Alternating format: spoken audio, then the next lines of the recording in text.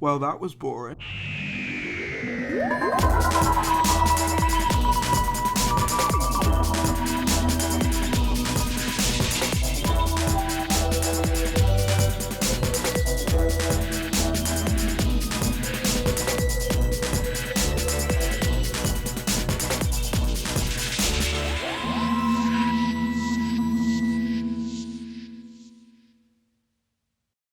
Okay, so I just finished up Praxeus, which is the 6th episode of Doctor Who Series 12, and I felt nothing.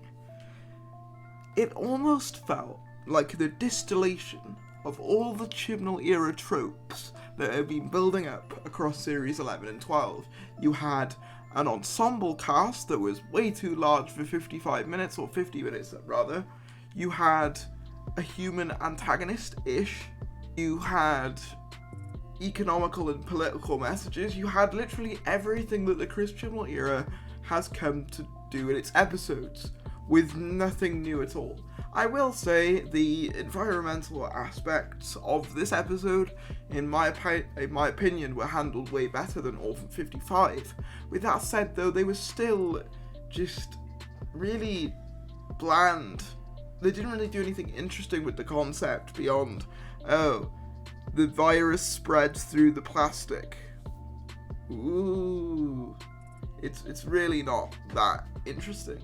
I mean, I thought that they were going to do something cool in this episode. I don't know. I guess, after last week's episode, I thought that they were going to do something mind-blowing, something unique, especially with the Doctor Who Twitter page posting about, oh, you won't believe next week, when it was literally the most standard Chibnall episode I think I've ever watched.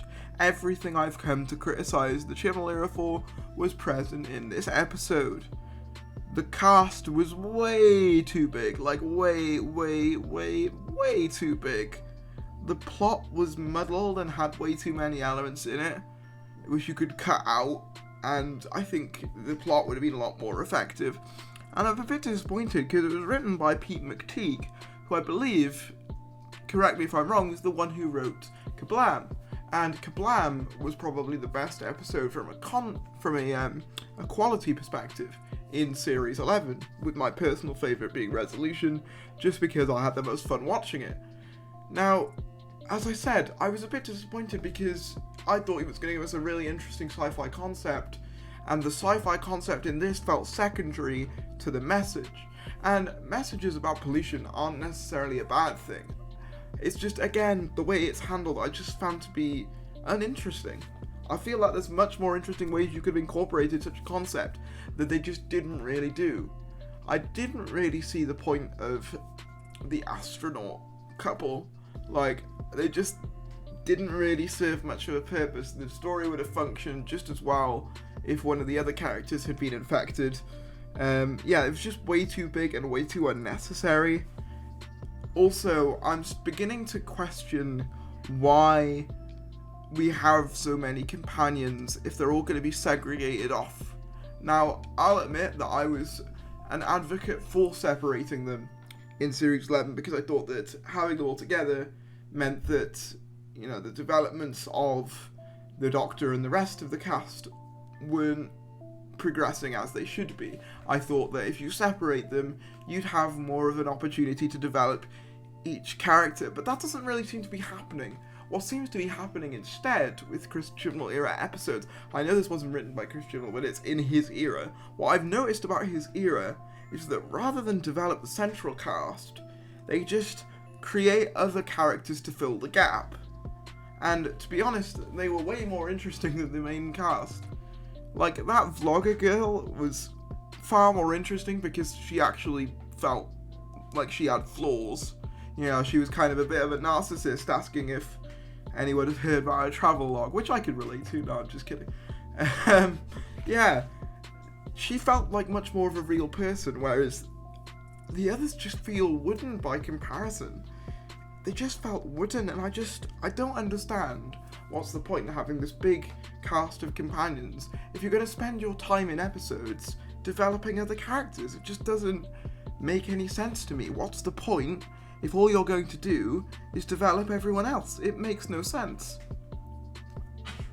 Now, as I said, the message was handled better than Orphan 55 because it was actually woven into the narrative in a way that I found to be, at the very least, like, the way that they did it was much better than Orphan 55. Because Orphan 55, the message was literally condensed to a monologue at the end that felt like it was quite patronizing, as if we didn't get it. Whereas this, it was kind of built up through the episode.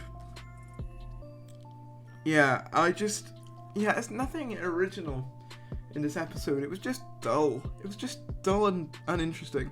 Although I will say, my first reaction when I saw the rubbish in Peru or wherever it was that they ended up, I was like, oh, for fuck's sake, they're gonna do this storyline, aren't they?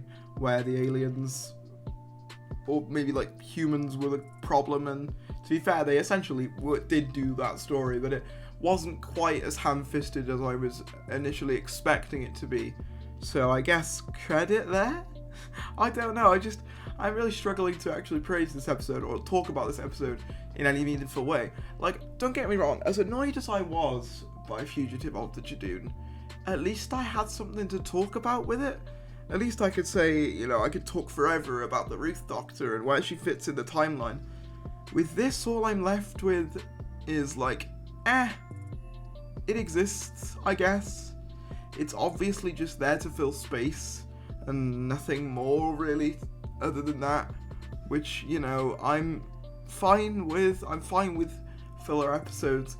I just feel like there's a bit of a pattern with Chibnall era episodes where it's like, first episode is important, second episode is not so important. Well, I mean, in Spyfall's case, it was like the first 2 episodes were one story, so the first story is important, second one, not so much, third one is a bit more, and then, like, you just sort of go back and forth between filler and interesting. And that seems to be what's going on next week, because we're having a sort of concept where the companions meet their worst fears, which could be a really interesting concept if handled correctly, because it might actually give us an insight into these characters. But knowing the way this era is written, all the development will probably hand it off to other characters that they end up with. So yeah, all I'm really left with this one is it just felt like the distillation of the Chris Chibnall formula. You had a large ensemble cast when none of the characters were developed enough. You had economical and political messages that weren't exactly subtle. I mean, I'm not saying that it has to necessarily be subtle, but like, it wasn't done in a way that I found compelling by any stretch. And the thing is with sci-fi is that if you're gonna incorporate real world elements into your stories, you could at least try and make them interesting. You could at least try and make them unique, but this just felt really uninspired, really dull, really generic. It felt like a story I'd seen 1,000 times already. There was just nothing I could say about this that went, oh yeah, that was really cool, that was.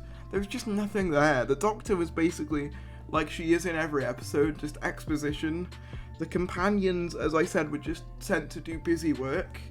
There's just nothing in this episode that I can really say. It's just dull. There's nothing I can say that was good or really terrible either. It was just dull. At least with Orphan 55, it was so bad that, like, you could, make fun of it with the Benny and all that stuff. You can't do that with this, because there's just nothing really to dissect. There's nothing to talk about. It's just dull.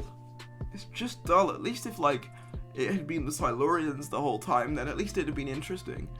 But there's just nothing in this episode that's interesting at all. It just feels really, really generic. And to be honest, I wasn't super excited about this episode when we got the next time trailer for it, because it did look very generic, and I was completely right in assuming that, because this is probably the most generic episode of the Chibnall era we've had thus far. Like, it was charming when they were doing all the ensemble casts at first, because it was like something we didn't really have in New Who. You normally had 1 or 2 companions per episode. But it's just come to the point now where I would much prefer to have 1 companion and then be really characterized on a couple of side characters, rather than have a huge number of companions, huge number of side characters, and none of them really getting the development that they need for us to care about them. So yeah, those were just my general thoughts. Like, the episode looked fine. I feel like that should go without saying at this stage. You know, the music was probably one of the better ones, because there were actually some pieces that actually caught my attention, like when they're in the TARDIS with, I don't know what her name was, the travel vlogger, whatever. She was talking and there was like a ooh going on, which I appreciated. It was very Murray Gold in that way, and I appreciated that, I suppose. But yeah, outside of that, this episode just offered nothing new or original. And I just, yeah, it might be, in many ways, it might be that you might be able to consider it the worst, purely because you have literally nothing to talk about, Series 12-wise. At least with Orphan 55, it was so bad that you could talk about how forced the message felt. With this, I don't feel like you can do that, as much at least. It still felt relatively, ham-fisted in places, but nowhere near to the extent that it was in Orphan 55. I also thought the antagonists, if you can even call them that, were pretty much just useless. I'm beginning to become convinced that this new writing team cannot write original villains to save their lives. Because the only episodes that have been decent in the villain department are either ones that have returning villains, or ones that, like, basically rip off the concept of other villains. See the Not Rachnos in Nikola Tesla's Night of Terror. I'm beginning to become convinced that this team just can't write villains, because whenever they do a unique villain, they just end up being really underwhelming, and it's just like, why even bother at this stage? It's just, this new writing team should be able to create at least one compelling villain. Like, the closest we've gotten is still Tim Shaw, and even he wasn't that interesting. He was just about as generic as you can get. He was basically just from a warrior planet. He was basically a Sontaran with teeth. He's the most standout villain of the Channel era in terms of new villains. I think that goes to show, I think that speaks volumes about just how bad this current era is at writing villains. Even the Carthaginians were, like, just kind of naff. They just felt like the army of ghost Cybermen without the Cybermen part. Daniel Barton was, I guess, decent, but he was another example of a human villain. And even then, they were all secondary to the Master anyway. So yeah, all I'm really left to say is that this episode was probably the most underwhelming in a while. At least with the other episodes, I had something to talk about in this series. There's just nothing here. It's very just hollow. There's nothing in it. Anyway, guys, that about wraps up this initial reaction. If you did enjoy it, please make sure to give it a like. Comment down below what your thoughts were on Praxeus, or the rest of Series 12 for that matter. Subscribe to the channel if you're new. Thanks to all the support. We're like 9 subscribers away from 2,000 subscribers as I'm recording this. So if we could hit that, then I would be super, super grateful if you guys could hit that. Thank you all so much for your support. It's been really humbling these past few days, just to see how much of you guys have been enjoying my content. I just feel honoured to be part of this community, even if it is a bit of a shambles in places. Don't forget to follow me on Twitter at ThariesYT. Also join the Discord server for more conversations if you enjoyed this.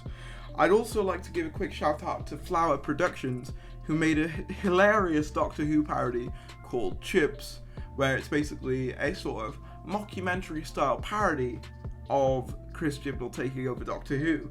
And it's really funny, especially if you're not a huge fan of this era of the show, which I can gather that most of you aren't. So yeah, if you enjoyed this video, please let me know. Comment, like, and subscribe, and I will see you. Have you been craving some high quality merch that doesn't have She Who Shall Not Be Named on the cover? Are you struggling to get a gift for a family member or relative after they seem to have everything after Christmas? Well, fear not, as I have the perfect solution. Introducing Thary's merch! Not only is this merch high quality and affordable, but if you purchase it you'd also be helping me, which means a lot. But I didn't stop at just shirts. Oh no. On the Thary's merch store you can get notepads, hoodies, mugs, and more. Just visit the link in the description below, and on screen now. Because hey, every penny you spend in the Thary's merch store is a penny that the BBC won't see. And I think that that's something we should all be proud of. Oh, look down there, you got a little shop. I like a little shop. Never mind that.